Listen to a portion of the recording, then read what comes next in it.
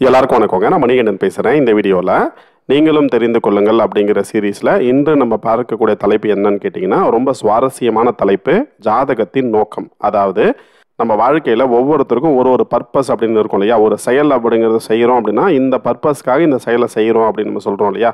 அதே மாதிரி ஜாதகம் அப்படிங்கிறது எந்த காலகட்டத்தில் பார்க்கணும், எதுக்கு ஜாதகம் பார்க்கணும் அப்படிங்கிற சில பர்பஸ், சில நோக்கம் அப்படிங்கிறது இருக்குது. அதற்காக மட்டும்தான் வந்து ஜாதகம் அப்படிங்கிறத நம்ம எடுத்து பார்க்கணும். எல்லா விஷயத்துக்கும் ஜாதகம் எடுத்து பார்க்கணும் அப்படிங்கிற அவசியம் கிடையவே கிடையாது அப்படிங்கிறத மட்டும் தெளிவாக நீங்கள் தெரிஞ்சுக்கிட்டீங்கன்னா போதும். சரி, அதாவது ஒருத்தர் வந்து ஒரு ஜாதகத்தை வந்து பார்க்கணும் அப்படின்னு நினச்சிக்கிங்களேன். அந்த ஜாதகர் வந்து எந்த வழியில் தான் போவது அப்படிங்கிறது தெரியாத ஒரு இடத்துல நிற்கணும். சரிங்களா? அவர் வந்து இந்த இடத்துல நான் நிற்கிறேன், எனக்கு எப்படி போகிறதுனே எனக்கு தெரியல அப்படின்னு சொல்லிட்டு யோசிக்கிறாரு அப்படின்னா, அந்த நேரத்தில் ஜாதகம் அப்படிங்கிறது அந்த ஜாதகருக்கு கை கொடுக்கும். சரிங்களா? அதாவது ஒரு ஜாதகம் அப்படிங்கிறது வந்து பார்த்தீங்கன்னா, ஒரு வாழ்க்கையோடைய ப்ளூ பிரிண்ட் தான். நீங்கள் வந்து ஒரு ப்ளூ பிரிண்ட் அப்படிங்கிறத நீங்கள் எடுத்து வச்சுட்டு இருந்தீங்கன்னா, அந்த ப்ளூ பிரிண்ட் அப்படிங்கிறத வச்சுக்கிட்டு அந்த ப்ளூ பிரிண்ட்டில் வந்து என்னென்ன காலகட்டங்களில் என்னென்ன விஷயங்கள்லாம் நடக்கும் அப்படிங்கிறது எல்லாமே நம்ம பார்க்குறோம் இல்லையா? அதாவது கணியர்னு சொல்லுவாங்க. ஜாதகரை வந்து பார்த்தீங்கன்னா கணியர்னு சொல்லுவாங்க. கணியர் அப்படின்னா காலக்கணியர்னு சொல்லுவாங்க. அதாவது காலத்தை கணக்கிடுபவர் அப்படிங்கிறது அர்த்தம். உங்களால் முடிந்த சில செயல்களை நீங்கள் வந்து நல்ல நேரம், நல்ல நாள், நல்ல நட்சத்திரம், நல்ல திதி, நல்ல யோகம், நல்ல கரணம் அப்படிங்கிறத பார்த்து செய்யக்கூடிய ஒரு ஆற்றல் அப்படிங்கிறது மனிதர்களுக்கு உண்டு அப்படிங்கிறது மட்டும்தான் நிதர்சனமான உண்மை.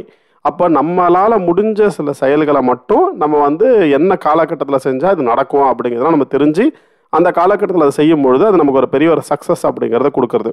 சில பேர் சொல்லுவாங்க, இந்த காலகட்டத்தில் தான் இந்த செயல் அப்படிங்கிறது செய்யணும், இந்த காலகட்டத்தில் இந்த செயல் செய்யக்கூடாது அப்படிங்கிறது. சில பேருக்கு வந்து பார்த்தீங்கன்னா பிஸ்னஸ் பண்ணணும் அப்படிங்கிற எண்ணம் இருக்கும். அந்த பிஸ்னஸ் அப்படின்னு சரியான காலகட்டத்தில் தான் செய்யணும். அதுதான் ரொம்ப ரொம்ப முக்கியம். அதுதான் ஒரு பெரிய ஒரு பொருளாதாரத்தை கொடுக்கும்.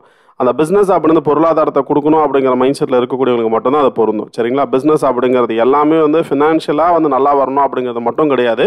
அவங்களுக்கு வந்து ஒரு பெரிய ஒரு செல்ஃப் சாட்டிஸ்ஃபேக்ஷன் அப்படி விஷயம் இருக்கலாம். அதே போல் வந்து அவங்க வந்து சில சொசைட்டிக்கு சில நல்லது வந்து செய்யணும் அப்படிங்கிற எண்ணம் அப்படி விஷயம் இருக்கலாம். அவங்களுடைய பர்பஸ் அப்படிங்கிறது என்ன அப்படிங்கிறத பொறுத்து தான் இருக்குது. சரி, இப்போது ஒருத்தருடைய ஜாதகத்தில் இந்த காலகட்டம் அப்படிங்கிறது எப்படி இருக்குது அப்படிங்கிறத மட்டும்தான் ஒரு ஜோசியரால் பார்க்க முடியுமான்னு கேட்டால் ஆமாம். ஒருத்தருடைய ஜாதகத்தில் இந்த காலகட்டம் அவருக்கு எப்படி இருக்கும், இதுக்கு பிறகு வரக்கூடிய காலகட்டம் எப்படி இருக்கும் அப்படிங்கிறத மட்டும்தான் ஒரு ஜோதிடரால் கணிக்க முடியும். இதுக்கு முன்னாடி அவருடைய காலகட்டம் எப்படி இருந்தது, அப்போ அந்த ஜாதகருக்கு என்ன மாதிரி விஷயங்கள்லாம் நடந்தது அப்படிங்கிறத பொறுத்து தான் அடுத்து வரக்கூடிய காலகட்டம் இப்படி இருக்கும் அப்படிங்கிறத நம்ம சொல்லணும். ஆனால் நம்ம என்ன நினைக்கிறோம், எல்லாமே வந்து ஒரு ஜாதகத்தை வச்சு பார்த்துக்க முடியும், எல்லாமே வந்து ஒரு ஜோசியர்கிட்ட போய் கேட்டு தெரிஞ்சுக்க முடியும், நம்ம வந்து எல்லாத்தையும் அதை மாற்றிட முடியும் அப்படின்னு நினைக்கிறோம். ஒரு விஷயத்த நல்லா புரிஞ்சுக்குங்க, ஜோதிடர் அப்படிங்கிறவர் ஒரு சாதாரணமான மனிதர் தான். அவர் வந்து இந்த காலக்கணிதம் அப்படிங்கிறத அவர் படிச்சிருக்கிறார், அவ்வளோதானே தவிர அவர் ஒன்றும் பெரிய ஒரு ஆள்லாம் கிடையவே கிடையாது. அவருக்கு சில விஷயங்கள் தெரியும், இந்த காலகட்டத்தில் இந்த விஷயங்கள் நடக்கும், இந்த காலகட்டத்தில் இந்த விஷயம் நடக்காது அப்படிங்கிறது அவருக்கு தெரியும், அவ்வளோதான்.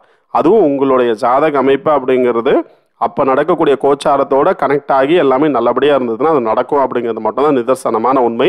அதே போல் வந்து ஜாதகத்தில் வந்து பார்த்தீங்கன்னா போதகன், வேதகன், பாசகன் சொல்லுவாங்க. இந்த தசாபுத்தி அப்படிங்கிறது உங்களுக்கு எப்படிப்பட்ட ஒரு பலன்களை கொடுக்க போகிறது அப்படிங்கிறத எல்லாத்தையுமே வந்து அந்த ஜாதகம் அப்படிங்கிறது சொல்லும். இதில் எந்த மாதிரி செயல் அப்படிங்கிறது ஒரு ஜோதிடர் போய் பார்க்கணும் அப்படிங்கிற விஷயத்த முதல்ல தெரிஞ்சுக்குங்க.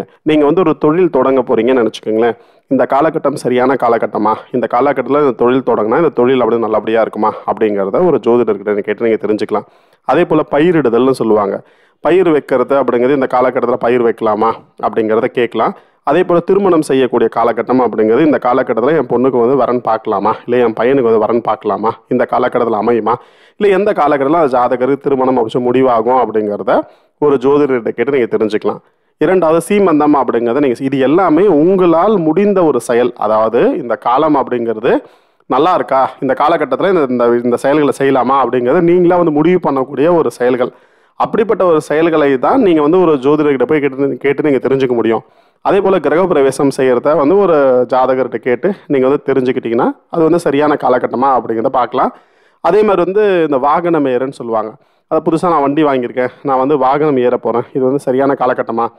சில பேர் வந்து பார்த்திங்கன்னா மருந்து அப்படிங்கிறது எடுத்துக்கிறதுக்கு கூட வந்து அந்த டைம் அப்படின்லாம் பார்ப்பாங்க. இந்த மாதிரி நம்மளால் முடிஞ்ச சில செயல்களை மட்டும்தான் நம்ம வந்து ஒரு ஜோதிடர்கிட்ட கேட்டு இந்த காலகட்டம் சரியான காலகட்டமா, இந்த காலகட்டத்தில் செய்யலாமா அப்படின்னு நம்ம கேட்டு தெரிஞ்சுக்க முடியுமே தவிர, அப்படியே மொத்த தலையெழுத்தையும் வந்து ஒருத்தரால் மாற்ற முடியும் அப்படின்னு ஒருத்தர் சொல்கிறாருன்னா அவர் உங்களை ஏமாத்துறாரு அப்படிங்கிறது அர்த்தம். சரிங்களா? யாராலையும் யாருடைய தலையெழுத்தையும் மாற்றவே முடியாது. அவர் என்ன மாதிரி கர்மாவை வந்து சுமந்து வந்திருக்கிறாரு, என்ன மாதிரி கர்மாவை அனுபவிச்சுட்டு இருக்கிறாரு, என்ன மாதிரி கர்மா வினை அப்படிங்கிறது அந்த ஜாதகரை தொடரும் அப்படிங்கிறது எல்லாத்தையும் நான் ஜாதகத்தில் வந்து தெரிஞ்சுக்க முடியும். இதற்கு நீங்கள் பெருசாக பரிகாரம் பண்ணி ஒரு விஷயத்தை சரி பண்ண முடியும் அப்படிங்கிற ஒரு கட்டாயமோ இல்லை ஒரு அவசியமோ கிடையவே கிடையாது அப்படின்னு புரிஞ்சுங்க. நீங்கள் வந்து ஒரு தப்பு பண்ணியிருக்கீங்க, அந்த தப்புக்கு ஒரு தண்டனை அப்படின்னு உங்களுக்கு இந்த காலகட்டத்தில் கிடைக்க போகுது அப்படின்னா அந்த தண்டனை அனுபவிக்கிறது மட்டும்தான் அந்த தப்புக்கு உண்டான சரியான ஒரு சொல்யூஷனாக இருக்குமே தவிர அதுலேருந்து நீங்கள் தப்பிச்சுட்டு வெளில வரணும் அப்படிங்கிறது ஒரு சரியான சொல்யூஷனாக இருக்காது. அப்படிங்கிறது மட்டும் நீங்கள் நல்லா புரிஞ்சுக்கிட்டீங்க அப்படின்னா உங்கள் வாழ்க்கையில் நடக்கக்கூடிய விஷயங்கள் ஏன் நடக்குது, எப்படி நடக்குது அப்படிங்கிறத நல்லாவே வந்து உங்களுக்கு தெரிஞ்சிடும். சரிங்களா? அடிஷ்னலாக ஒரு முக்கியமான ஒரு விஷயத்த உங்ககிட்ட ஷேர் பண்ணிக்கணும் அப்படின்னு நான் விருப்பப்படுறேன். அதாவது வராகிமிக்கர் சொல்கிறது, இது நான் சொல்கிறது கிடையாது. வராகிமிக்கர் என்ன சொல்கிறாரு அப்படின்னு கேட்டிங்கன்னா, அதாவது நீங்கள் செய்யாத ஒரு செயல் உங்களை வந்து தொடரவே தொடராது, நீங்கள் செய்த செயல் மட்டும்தான் உங்களை தொடரும். அதாவது ஒரு செயல் அப்படிங்கிறது உங்கள் வாழ்க்கையில் நடக்குது அப்படின்னா அந்த செயல் அப்படிங்கிறது வந்து இதுக்கு முன்னாடியே நீங்கள் செய்த வினைக்கு உண்டான பலன் தான் வந்து இந்த செயல் அப்படிங்கிறது தான் நீங்கள் வந்து புரிஞ்சுக்கணும். அதாவது இதுக்கு முன்னாடி நீங்கள் என்ன செஞ்சீங்களோ அந்த செயலுக்கு உண்டான வினை பயனை தான் இந்த காலகட்டத்தில் நீங்கள் அனுபவிக்கிறீங்க அப்படிங்கிறத மட்டும் நீங்கள் தெளிவாக புரிஞ்சுக்கிட்டீங்க அப்படின்னு நினச்சிக்கோங்களேன். நீங்கள் வந்து எந்த ஒரு செயலிலிருந்தும் நீங்கள் தப்பிக்கணும் அப்படிங்கிற எண்ணம் அப்படின்னு உங்களுக்கு வரவே வராது. அது வந்து நம்ம செய்தது தான் நமக்கு இப்போ வருது. அப்போ இதை நம்ம அனுபவிச்சுட்டு நம்ம வாழ்க்கையை அடுத்த கட்ட லெவலுக்கு அதை கொண்டு போகணும் அப்படிங்கிற எண்ணம் தான் உங்களுக்கு இருக்கவே இருக்கும். புரியுறதுங்களா? நீங்கள் வந்து இந்த செயல்லேருந்து நம்ம தப்பிச்சு வெளியில் போயிடணும் அப்படிங்கிற எண்ணம் அப்படிங்கிற விஷயம் வரவே வராது. எப்பொழுது அப்படின்னு கேட்டிங்கன்னா, நீங்கள் தான் உங்களுக்கு நடக்கக்கூடிய எல்லா விஷயத்துக்கும் பொறுப்பு அப்படிங்கிற ஒரு தெளிவு அப்படிங்கிற விஷயம் உங்களுக்கு வந்துருச்சுன்னா மட்டும் போதும். சரிங்களா? இந்த விஷயத்தை வந்து தெளிவாக தெரிந்து சில முதிர்ச்சி அடைந்தவர்களுடைய மனநிலை அப்படிங்கிற விஷயம் எப்படி இருக்கும் அப்படின்னு சொல்லிட்டு கேட்டிங்கன்னா, ஒரு செயல் அப்படிங்கிறது நடக்கிறது அப்படின்னா அந்த செயலின் மூலியமாக நம்ம என்ன தெரிஞ்சுக்கிட்டோம், அதாவது அந்த செயலினால் நாம் கற்றுக்கொண்ட பாடம் என்ன அப்படிங்கிறது தெரிஞ்சுப்பாங்க. இன்னும் சில பேர் வந்து பார்த்திங்கன்னா, இந்த செயல் நமக்கான செயலே கிடையாது, இந்த செயல் அப்படிங்கிறது ஆப்போசிட்டில் இருக்கக்கூடியவங்களுக்கு ஒரு லெசன் அப்படிங்கிறத சொல்லிக் கொடுக்கணும் அப்படிங்கிறதுக்காக இந்த காலம் அப்படிங்கிறத நம்மளை இந்த மாதிரி ஒரு விஷயத்துக்குள்ளே கொண்டு வந்திருக்கு அப்படிங்கிற அந்த புரிதல் அப்படிங்கிற விஷயம் வரும்.